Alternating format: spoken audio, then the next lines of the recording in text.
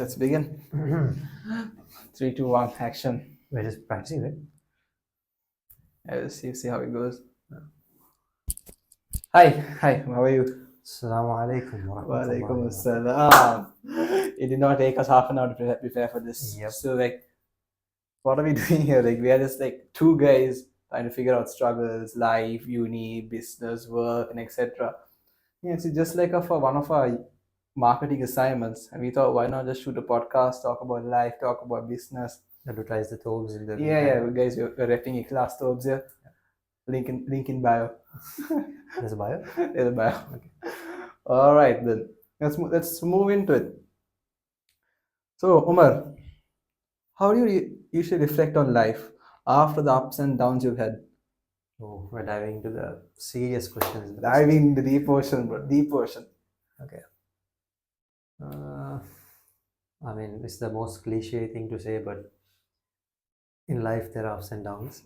Of course. Okay, but I think there are three things you have to deal with. I mean, there are three ways you can deal with ups and downs, right? First is faith. That's the number one thing. All praise to Allah. And then family. You surround yourself with family, and you keep your mind ready, mind on the ground, focused. And then the third is self-belief, because if you don't have self-belief, courage, this nothing's going to work out for you. So stick with those three things, and ups and downs will be like a normal thing for you. Is there any particular instance in your life where you thought, oh, I could have done it better, too much stress and etc.? Yeah, definitely. So when we go through life, you realize you grow, right? And then you look back and think, I could have done this better. But I think it's not a good thing to think like that, because whatever happens to you in that time, it happens to you. It's Allah's qadr, and you deal with it the way you deal with it at that time, at maturity level at that time. Yeah. Kala qadr, all praise to him. Yeah. So it's my time to question you now. You've been running your stuff for a while, like Thobes and etc. So how do you handle stress and balance life? So now, given that you're also a uni student, and then you also have the responsibilities of being a boy at your house, then doing a side hustles, Ikhlas and planner. So how does it work for you? So guys, stress is lighter when you remember your why, and Allah is always the best of planners. So like he said, how do I plan my stuff? How do I This started when I was in school. Yeah, so during my O-levels, I started my first business called the Lasana Skincare Day, where me and my friend just sold PETA stuff at a good price and we made our money. That made me think. I had my A-levels, had to balance everything. That made me prioritize time management. I had a calendar, every part of my day was scheduled during my A-levels, when I shoot my videos and etc. Even to this moment, even my uni, I have work, I have my 2 ventures, all various other stuff. The only thing which helps me get through this is planning out my day, planning it out the night before, seeing what I could do in that makes my time efficient. Of course, I sleep most of the time. I love sleeping. We all love sleeping. Yeah. And then even this shooting this podcast, it was planned, and like it said, Allah is the best of planners. Even if something doesn't go my way, I know that there is light at the end of the tunnel. There is light always at the end of the tunnel. Yeah. So even at my workplace, right? So I see all these higher guys and managers and all. They have one thing they're perfect at is time management. So you probably need time management. So you have to balance your time. You have to know what is most priority, because you can't attend to everything. Because I used to do everything. During school, I did basketball, football, cricket, everything. He's not good at anything. I was not good at anything. But yeah, I tried. I tried, but I failed. I knew what I was good at. I knew what I was bad at. If I did not do that, I wouldn't have known I'm great at my other stuff. I'm great at growing businesses. I'm great at identifying opportunities. You wouldn't know what you want to do unless you actually go through it. Yeah. So let's move on. So Umar, how do you stay focused despite having multiple responsibilities? Like you mentioned to me as well.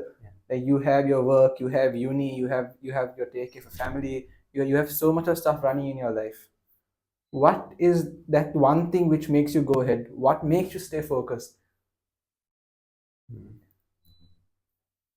I mean, there are two things, right? But I'll begin with the first one. Obviously, it's my duty as a Muslim, a young Muslim growing man, towards my family, my duty towards my family, towards myself. So that is one thing, and then I would like to go deeper into my second one. So, like, which is my father, right? So, whenever he was around, you never see, even your father, our fathers, you never see them complain, right? Oh, I had to do this. Oh, I had to provide for my family. There's nothing like that. It's just, are you on this? Okay, we'll get it done. There's no tension, or there will be tension. They'll get scolded. there's No there's tension. always But that treatment is always yeah, but there. at the end, they're always willing to do it. Just go do it. Uh, So like that's your backbone. That's the reason that's the reason you Yes. want to do all this. Yeah. Like your father's inspiration. And also, ever since I was small, I believe that um, I was not born to be average. I always had that mindset, even when I was playing basketball or whatever, anything. I was not born to be average. I always associate my name with Umar Radiallahu anhu. So Oh, high so standards, bro. it's very high. Big shoes to fill. Keeping up Big with that, shoes to trying fill. to fill that, trying to be that is extremely hard, and I'm nothing like that. Nothing like that yet. Yet. Yet. Yeah, this is yet. But there is one day, inshallah. Inshallah. Inshallah. Yeah. So trying to be like that. All right, my turn. Do you think starting your business early gave you a head start over your peers? So starting young taught me something money can't. Real world lessons. It's like the Prophet ﷺ said, the best among you are those who bring benefit. Business brought me that early. So what necessarily happened was I got a head start from my peers. What I got is the ability to think ahead. I mean, find opportunities, to find where I could juice it out, where I could actually make that lemonade from the lemons which was given to me. Like it started when I had so many ventures, bro. I from last skin car day till the two I have right now. There must have been 5, 6 in between, which never saw the light of day, which never saw if it I thought of a photography plan, I thought of a taxi plan, I thought of so much of stuff, but I never implemented it. That's probably my biggest regret of not implementing those. But what I would necessarily say gave me a head start was my tawakkul in Allah, like the trust that I could do something better, and necessarily my mindset, the mindset of, like you said, you're destined to do something better. You're not supposed to be this average. You know that you could be greater than what you are right now. I could say that's what gave me a smaller head start, I would say. I'm not going to be cocky and say I'm like, yeah. But I would humble say, guy. I'm Not a personally. humble guy, bro. Ikhlas, If sincere. you're humble, you won't be saying humble. Okay, moving on. Yes, Omar. Do you play it safe or take big risks when it comes to business, life in general, or even in specific? What do you think? Do you take risks, or are you the guy just fraudy around and just whatever you want? Again, ever since I was small. Yeah, Okay. childhood talks. Because I was small like just yesterday and suddenly I'm grown up. Right? Yeah. Yes, ever since I was small, I've not hated it, but yes, I've hated the idea that of you get a degree, start a job, work for 10 years, get settled down. I hate that cliche idea. I believe that idea works because you don't have enough trust in yourself to put your time effort into something more riskier. Like let's talk about Abdul Salam, right, the founder of Grape Runner, and say Seeks the perfume. High Bam, and inspirational guy. So he won't be where he is today if he did not take risks. So what I read about him was that he invested 200,000 rupees with his brothers, and now it's a global conglomerate. Exactly. He has branches in India, Maldives, and etc. So all these big places you see, they wouldn't have started without risk. So like no risk, no risk. Oh. No risk, no risk. Actually, put that in a tagline. You know? Yeah, we'll make it the bio of Yeah. the we'll make it We the already have a bio. You said sorry, we'll make it Caption. the caption. Caption. Caption. All right. Hmm. What's a good one? If you had unlimited resources, okay, what would you do to evolve Thobe, Ikhlas, and make cultural wear mainstream? So let me go back to why I started Ikhlas. So this stems into a bigger problem right now. People are afraid to embrace who they are. So like even me posting all these videos, being what say cringe and etc. It's it's who I am. It's who at least Are you cringe? I'm not cringe, Okay. but people supposedly call cringe like my videos, whatever I post. So what I'm trying to embrace, what I'm trying to change is the idea of making Thobes normal. It's the Arabian. We are descendants from Arabia, us Muslims when they came to Sri Lanka. Why are we not trying to embrace our culture? So that's what I'm trying to do. I bought affordable clothing which is comfortable after analyzing the market.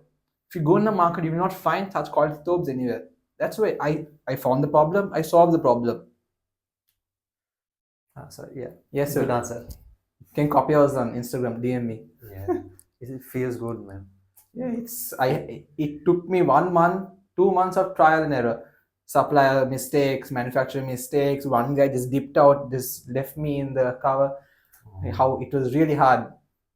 Yeah, so I said I'm gonna my goal at the end of this is to make sure every kid, be it Muslim or not, try and embrace who you are. Embrace your culture. You may be a Muslim or non-Muslim. I don't really care. Embrace who you are, wear your culture, and be yourself. That's what I would say. I mean, you're literally solving my problem as well because for last Ramadan I was trying to look for good quality clothes at the same time, good prices.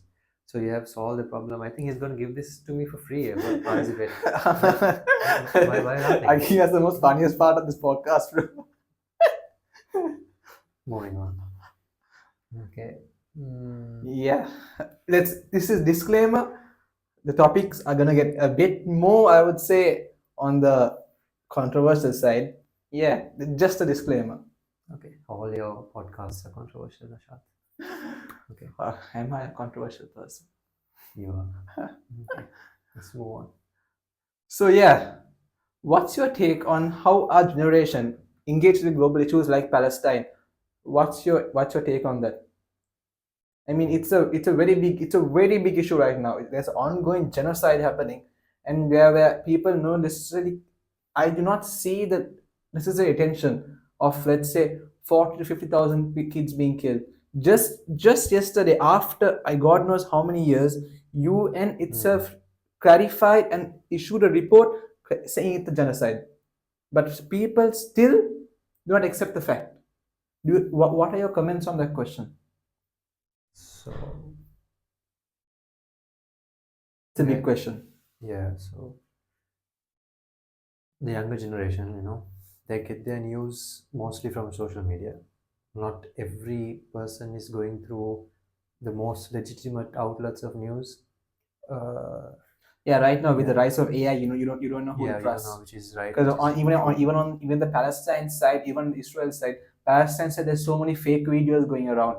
Yeah, that tarnishes the respectable names in it, like who's trying to report them. Exactly. It like diminishes the authenticity of the real ones. What's actually happening. Yeah, so I have noticed that in Instagram there are a lot of people posting directly from Gaza, civilians. Yeah. So that is a good source of news, but acting upon that news is not a very Yeah. intelligent thing to So do.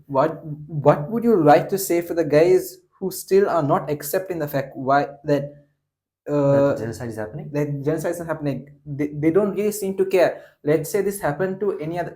If this happened to, I think, Sri Lanka a few years ago, the Tamils, like genocide. It was really bad. There was a big war, etc. We all know about it. But right now, it's happening to nations: Palestine, Congo, Sudan. It's happening everywhere. Why is people still silent? What would you like to say about that?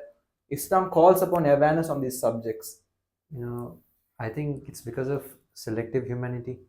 So this is mostly coming from Islamophobia spread through these let's say for example BBC, don't kidnap me, but yeah. So So it's a lot of Islamophobia promoting this selective humanity. So they feel that Muslims or brown skinned people are not worthy of being treated as a human. So on to a follow-up question to that. Yeah. Do you think social media helps or distorts our understanding on what's happening around the world? I mean, does it help us or does it distort us? Like, does it take away? I mean, like I said, AI is on the rise with fake videos and etc. To counter your point, where you talk about BBC and all other platforms, which doesn't cover the subject, what would you like to say about social media right now? Yeah, so there are two sides to it, right? There is the legitimate side, the real facts, and then there are the AI or the robotic accounts or whatever you call Bots. Yeah. So um, when we use information from these bot accounts, like say teenagers use a lot by accident or without knowing, you start to spread that information, and then other people start to believe that. So that is the downside of this social media. But at the same time, social media will show you what BBC doesn't show you. It shows you what is exactly happening. I would say usual scenarios, what actual the kids go to. There's so Yeah. many videos where pregnant moms are sniped, babies are sniped. I mean, let's go on to a very important question. Yeah. Like, what this is a question which happened last week. Omar would like to take. Yeah. So Yeah. So how do you decide which events to care about and which to step back from? yeah. So I would like to take last week into example.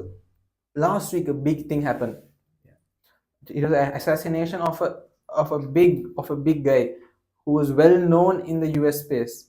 He was an advocate towards Christianity. I mean, he really supported the cause, but he tended to support the current happening or what's happening right now. He advocated for other stuff. He advocated for gun laws. He advocated for so many stuff, right? What's happening in the world, mostly bad causes. So, like, even I would like to quote what Imam Omar Suleiman said regarding what happened last week. I do not condone his killing, but I will not participate in his mourning. I love that. That's so good. It helps you understand the fact, because I how think he can spoke for a lot of Muslims when saying yeah, that. I mean, how can someone be so negligent of what's happening? So even last week, I was personally really pissed. I was really pissed that there was so much selective empathy happening. On that day, baby Layla, she was sniped on the head. But No. they chose to ignore that and then highlight curves. Yes, let it happen.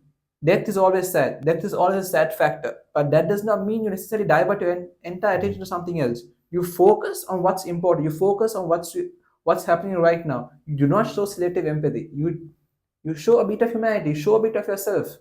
It does not necessarily mean about religion. If the Abibol, if Palestine was not Arabic / Muslim country, do you think it? Do you Maybe on the think? headlines right now? Do you It think will be it? the most talked about topic in the world right now? Yes, so you saw what happened with Russia and Ukraine. It was a big thing. Palestine, Israel, the And coverage. anyways, the Palestine-Israel conflict won't be lasting long if it was not Muslims related. Yeah, It would have been ended long time ago. so I'll just give you a brief history of what happened. A very brief history of this escalation, so the viewers. I hope that our viewers understand Just two guys chatting alone here. understand what happened. So this all began, I would say, it started from two countries called Judea and Samaria. That's how Christians. That's what Jews like to. That was 3,000 years ago. Agree? That was a Jewish-based state. Months and days after that, years, centuries after that, colonizations happened. Like how America got how America was Indian, native Indians, like etc. Stuff happened. And coming back to 1948, 1936 1948, the British invaded and captured. They proposed a two-state solution where Jews got more land. The Arabs rejected it. They said, no way, it's my land, I have to stay here. Then, I think it was 1967, the Nakba Treaty, where 750,000 Palestinians were chased away from their homes, some murdered, some killed, some thrown away, and colonizers came and settled in their houses. Then in the 1970s, 1980s, Hamas was formed. Hamas was formed by the children, grandchildren of those who were killed. I mean, you cannot justify violence in any sort of matter. But But what they necessarily saw, what they necessarily went through was they saw all their life was people being killed, people throwing out of their homes. Like they had this vengeance in the sense. No way do I condone what happened on October 7th. What happened on October 7th was complete. You cannot go around killing people. You cannot stimulate people's life. You do not solve violence with violence. Isn't that true? You do not solve violence with violence. What you have to do, embrace the fact, try and change the opposite person. This is all just due to the fact of constant horrifying stuff about the kids see. What we normally see, but compared to what people shouldn't dare see. Imagine as a child, you seeing your parents explode alive. These are stuff that we see on the movies. And then when you retaliate, right, you can't blame the children. Because when you see your parents being blown up, it's something wrong being done to them. So it's not there, it's a system issue. If it's a domino effect, if this had not been done, that would not have been done. Yeah. I mean, anyway, as Kalakas, we could not have stopped it from happening. It's Allah, it was discreet to happen, but it should not have happened. That's what I like to say. I like to condone saying that event should not have happened. People should not have been killed anywhere on the world. It doesn't depend on your race and who you are. I mean, regarding that topic, it's a very big topic. A lot to talk about. We need more time and etc. So let's close it off. Let's close this podcast off with one question to you, Omar. Okay. How is the Thobe? Oh, that's the question. Do you want me to do a 360? Yeah, guys, let's see a 360. I mean, I might hire him for my model next time. Guys, comment down if you want him in the. Do you want me to do a spin? How about a catwalk as well? I think that was for Abaya. They don't have Abaya. How about a catwalk as well? My bad. All right, guys. At the end of the day, it's all about living with sincerity, living with Ikhlas, whether it's business, studies, or global issues. We just do our best, trust Allah, and keep going. Ikhlas, wear Ikhlas, and always be sincere about what you do. I'm Nashath, and this is Omar. And Assalamu alaikum wa rahmatullahi wa barakatuh. I really hope that